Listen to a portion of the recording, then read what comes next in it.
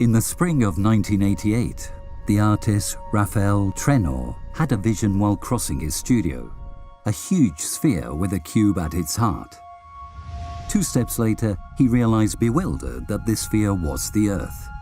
At that time, he was focused on the works for the armillary sphere along with his friend Kike Almeida, so he was unable to dedicate himself to the development of this inspiration.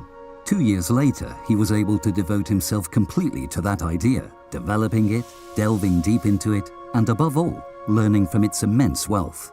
The sculpture in question, a fruit of that inspiration, is a monument to the world understood as the shared homeland of all beings, and also as a living being itself, whose pervading soul subtly manifests through nature.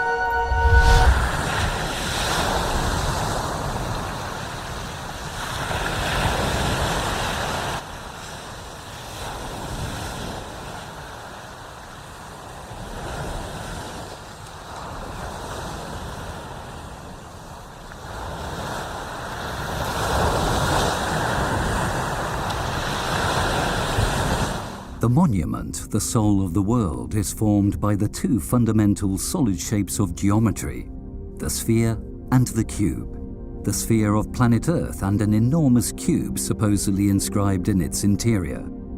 The soul of the world is probably the biggest sculpture on the planet since it includes it in its entirety. But at the same time, it is also a miniature of an infinitesimal scale, given the immense size of the universal world in which we dwell.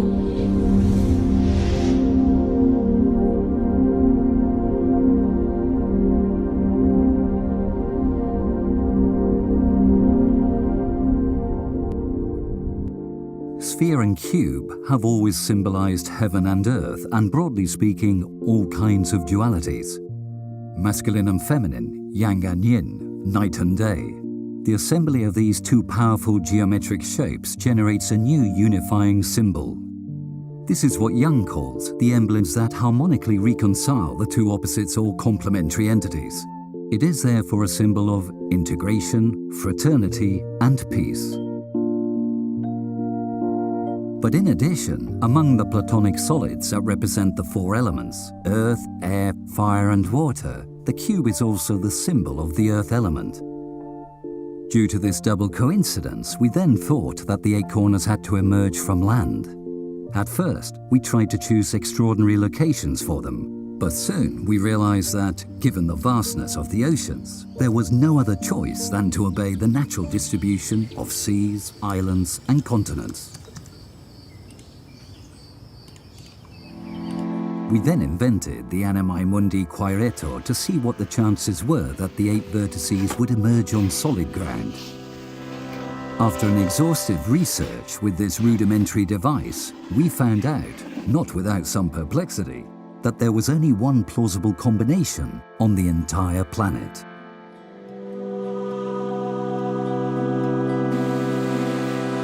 This combination is made up of the following locations: the Cocos-Keeling Archipelago, which today belongs to Australia, and its antipode, Corn Island in Nicaragua, the Kalahari Desert, Botswana, and the island of Molokai in Hawaii, Tierra del Fuego in Argentina, and the Buriat Republic in Siberia, Galicia, Spain, and its antipode South Island in New Zealand. That is to say, a vertex in each one of the 3 oceans and in each one of the 5 continents has shaped the skin of the planet. From that moment on, an adventure began that was going to lead us to all those places on Earth, recruiting new friends to engage in the search for the soul of the world. For the time being, 6 vertices have already been completed, and we are continuing to work on those of Cocos Islands and Galicia.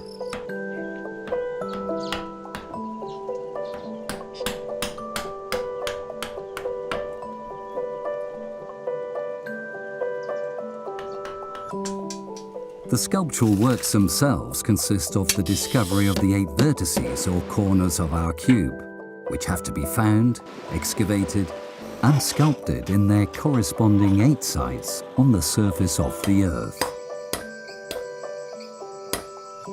The corner's shape, as corresponds to the vertices of a cube, is that of a trihedral or 3-sided pyramid.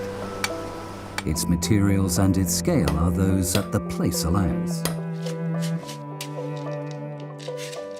The tools used in this work are countless, from primitive chisels and hammers down to the current internet, Google Earth, Photoshop, etc.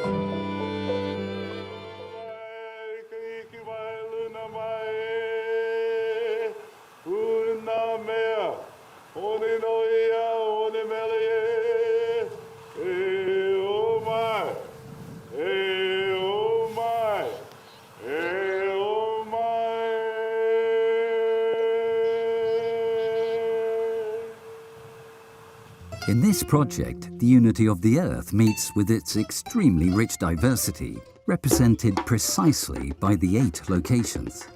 Its diversity of climates, vegetation, fauna, countries, cultures, topographies, musics and dances, clothing, architecture, etc. are the treasure of the diverse beauty that distinguishes our common planet. It seems to be true that we live in a vertiginous age of absolute spiritual decadence, at full speed heading nowhere, as Carlos Moyo aptly observes. Possessed by the sin that the gods loathe the most, that is the hubris, we are abusing Gaia, forgetting that Mother Earth has a soul just as the entire universe does. This is something that people of all times and geographies have always respected, until the surge of the Anthropocene with its pretentious myth of progress, its lack of memory, and its insatiable materialism. When in reality, there is no material wealth that could ever be compared to the love of the earth.